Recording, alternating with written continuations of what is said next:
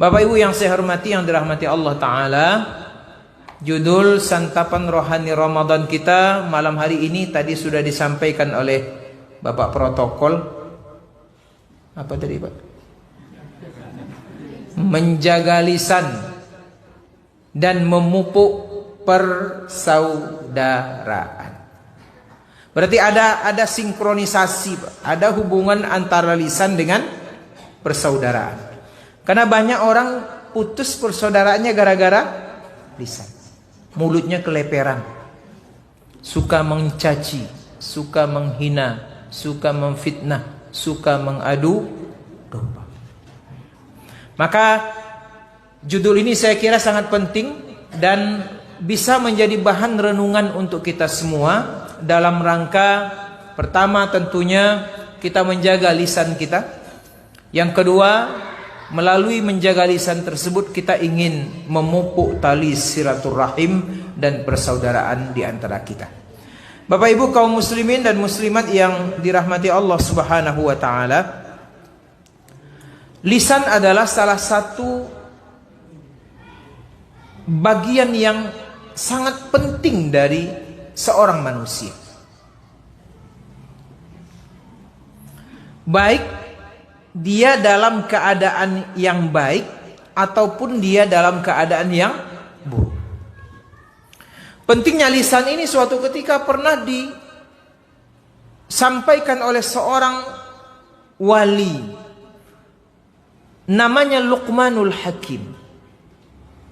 Pernah kita ceritakan Luqman ini orang yang hitam, tapi dari setiap ucapannya keluar hikmah yang luar biasa. Sehingga kemudian nama Luqmanul Hakim ini kemudian diambil menjadi salah satu surah di dalam Al-Quran. Nama surah itu adalah surah Luqman. Ketika Luqman ini jadi budak Bapak Ibu, suatu ketika tuannya pernah memerintahkan Luqman ini, "Wahai Luqman, sembelih seekor kambing. Kemudian bawa yang paling baik menurut kamu dari bagian kambing itu kepada saya." Maka Luqman membawa dua hal. Satu, dia bawa lidah kambing tadi. Yang kedua, dia bawa hati kambing itu. Besoknya disuruh lagi, sembelih lagi kambing. Bawa dua yang paling buruk dari kambing itu. Maka disembelihlah oleh Luqman kambing tadi. Dia ambil dua yang paling buruk. Maka pertama dia ambil lidahnya, yang kedua dia ambil hatinya. Maka tuannya bertanya, kemarin yang paling bagus lidah dan hati, sekarang yang paling buruk juga lidah dan hati. Maka kemudian Luqman menjelaskan kepada tuannya, "Wahai tuanku, kalau ingin melihat seseorang itu baik, dua saja kuncinya. Pertama, lihat apa yang dia ucapkan, dengar apa yang dia ucapkan. Yang kedua, tengok kondisi hatinya." Itulah tanda kita Bapak Ibu. Dua itu saja. Hati baik, lisan baik, insya Allah orangnya baik. Tapi sebaliknya kata Luqman, ada orang yang buruk di atas muka bumi ini apabila dia tidak bisa menjaga dua hal. Pertama lisannya, yang kedua adalah hatinya. Maka lisan Bapak Ibu yang dirahmati Allah adalah satu bagian yang sangat penting yang harus kita perhatikan. Maka untuk seorang muslim, lisan ini bagi Rasulullah sallallahu alaihi wasallam itu adalah lambang keselamatan dalam hidup. Dimanapun, kapanpun kita berada, lisan itu lambang keselamatan. Maka sebuah hadis yang disampaikan oleh Rasulullah sallallahu alaihi wasallam yang diriwayatkan oleh Imam Bukhari menyebutkan, "Salamatul insan fi hifdzil lisan." Selamatnya seorang manusia kata Rasulullah tergantung dari bagaimana dia menjaga lisannya. Bagaimana dia memperlakukan lisannya ini. Kalau dia bisa menjaga lisannya, insya Allah aman dia. Dia tidak melakukan upaya untuk menghina orang lain, merendahkan orang lain. Hari ini kalau kita tengok, mohon maaf nih, di video-video yang menyebar di TikTok, kemudian ada satu figur yang dibenci orang. Biasanya diawali dengan apa kebencian itu? Apa Ibu? Lisan. Dari lisan itu. Maka kalau salah kita menempatkan lisan, hancur kita. Tapi kalau benar kita menempatkan lisan, maka kita akan selamat. Maka Rasulullah ingatkan kepada kita semua, bahwasanya perkara mengurus lisan ini kaitannya dengan iman kepada Allah dan iman kepada hari akhirat. Man kana yu'minu billahi wal yaumil akhir, kata Rasulullah. Siapa yang merasa saya beriman kepada Allah, saya beriman kepada hari akhir, untuk lisannya dua saja pilihannya. Yang pertama, falyakul khairan. Yang kedua, auliyasmut. Tak ada yang ketiga, Pak. Dua saja orang beriman kepada Allah. Ini tandanya. Satu, falyakul khairan. Hendaklah dia mengucapkan perkataan-perkataan yang baik. Apa perkataan baik itu? Bisa dalam rangka berhubungan dengan Allah, bisa dalam rangka berhubungan dengan manusia. Kalau dia berhubungan dengan Allah, Bapak Ibu, perkataan yang baik itu adalah zikrullah. Itu yang pertama. Orang beriman hanya akan sibuk dengan subhanallah walhamdulillah wala ilaha illallah. Atau dia sibukkan lisannya dengan membaca Al-Quran. Atau dia sibukkan lisannya dengan membaca salawat Nabi. Itu pilihan kalau dalam langkah hablu minallah. Falyakul khairan. Kalau untuk dengan manusia, lisannya dia gunakan untuk memberikan nasihat. Lisannya dia gunakan untuk ya'muruna bil ma'rufi wa yanhauna 'anil munkar. Nasihat itu penting, Pak. Sebab kadang-kadang dari nasihat itu nusuk hati, sadar orang, Pak. Maka nasihat itu bagi siapa saja, untuk siapa saja. Bukan hanya dari ustadz, Pak. Dari kita semua nasihat. Ustadz menasihati jamaah, suatu ketika jamaah yang nasihati ustadz. Betapa tidak, Bapak Ibu, nasihat itu luar biasa, Pak, pengaruhnya. Kalau kita buah daripada nasihat, Bapak Ibu yang dirahmati Allah.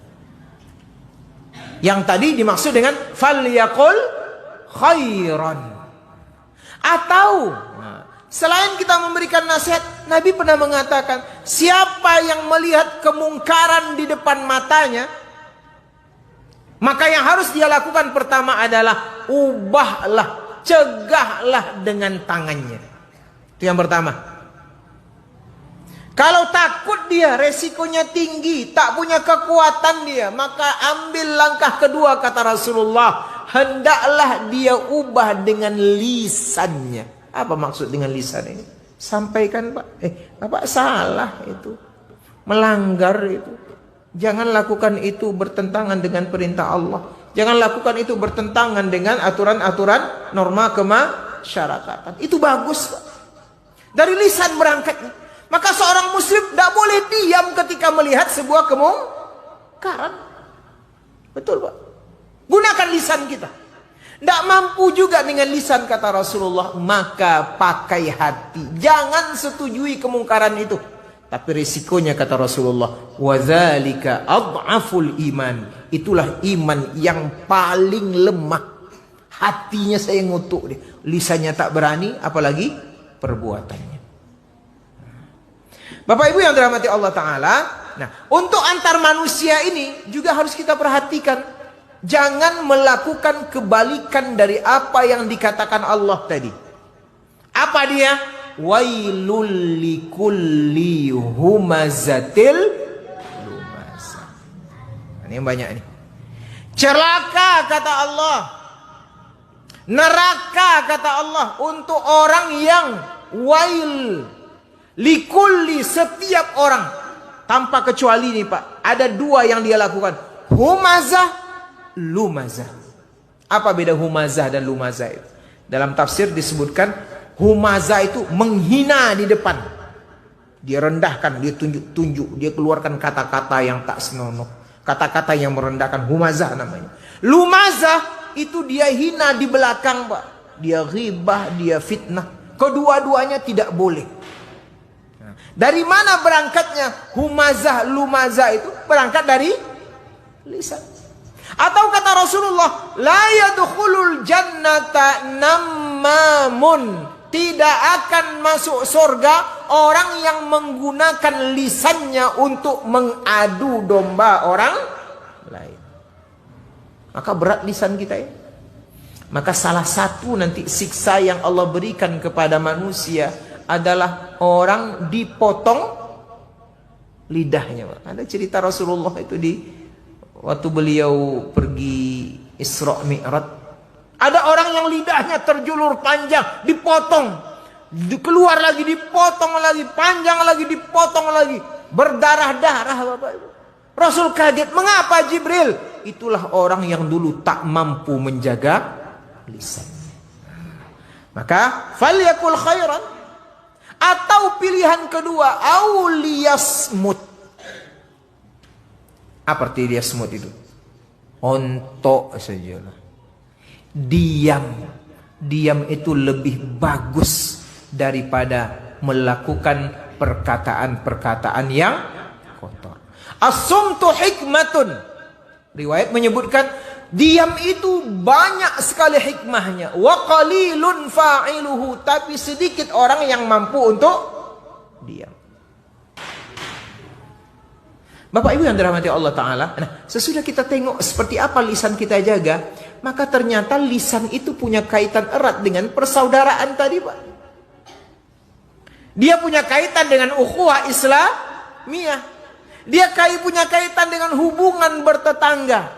Hubungan antar rekan kerja. Karena ternyata banyak sekali rusak persaudaraan, hubungan antar tetangga, ukhuwah Islamiyah, gara-gara berangkat dari menyalahgunakan lisan. Posisi apa lisan bisa membuat rusak hubungan tadi? Satu, ghibah tadi. Membuka aib orang lain. Menyebarluaskan aib orang lain. Seolah-olah dia tak punya aib. Sehingga muncul pepatah, semut di seberang lautan nampak, gajah di pelupuk mata tidak tampak. Ternyata ghibah ini dosanya besar Bapak Ibu. Besar Pak. Entah benar tak tidak ini, tapi jadi pelajaran nih. Ada orang mati suri. Tahu mati suri Ibu ya? Ada timun suri. Ya kan? Ada permai suri. Kalau ini mati suri. Ada orang mati suri. Beberapa jam dia mati, tapi udah nampak dia dibawa kemana-mana. Tidak ada lagi nyawanya di badannya, tapi masih hangat lah ya. Belum mati benaran lagi, semi mati kata orang. Kemudian dia ternyata melihat amal ibadahnya banyak waktu hidupnya, tapi waktu mati suri itu diperlihatkan amalnya itu sedikit Pak. Berkurang dia. Dia tanya malaikat, ini ngapa? Mana amal saya? Sholat saya, puasa saya, infak saya, puasa sunnah saya, puasa wajib saya. Kok tidak ada? Kata malaikat, itu sudah berkurang karena setiap hari engkau ghibah. Saudaramu, rekan kerjamu, tetanggamu, keluargamu.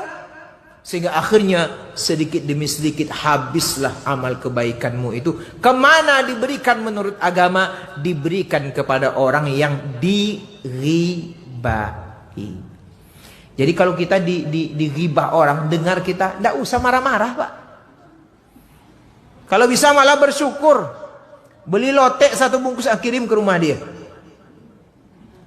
Tanda terima kasih. Tidak usah marah-marah. Pengurus digibah, tidak usah ngamuk-ngamuk.